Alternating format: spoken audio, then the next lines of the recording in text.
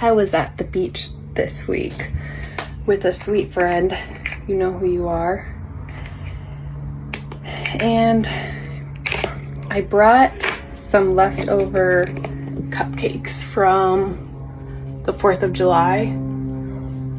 I brought one for her and one for I, and I love cupcakes and cake. I don't eat them often, maybe like a couple times a year, but when I do, man, do I enjoy it. And she had declined to have a cupcake, or she was kind of conflicted. You know, she said, I'm trying to be good, and I worked out 5 days this week, and while I was eating, the stage of or phase of recovery where I do enjoy when my friends eat with me. Like, I don't know, it's a weird thing. Like, I had eaten one the day before by myself and no one knew, and that didn't feel like anything to be ashamed of. Kind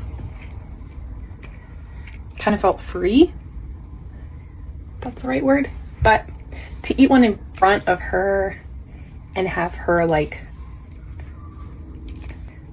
choose not to avoid feeling guilt after, it made me feel like I should be feeling guilty for it. And initially, like, when she was talking about trying to lose weight, I just didn't respond, and that's probably my more typical reaction, is just to kind of go silent, and then the other person reads the cue that like I'm not engaged in the topic of conversation, and will change the subject. And that's what happened. But then it came back up again, and this is like totally not a dig at this friend, because this is just culture, right? Like, girls are used to other girls engaging in conversations that bash their bodies together. Like, that is way more common than probably my response, which was just to shut down and like not entertain the conversation. And so the next time that it got brought up, it was in the context of empty calories, and I did speak up, and she totally respected it and was like, thanks for calling me out. And I don't know, I share this not because I want like friends to be afraid to talk about their food rules, if you will, or weight loss journeys.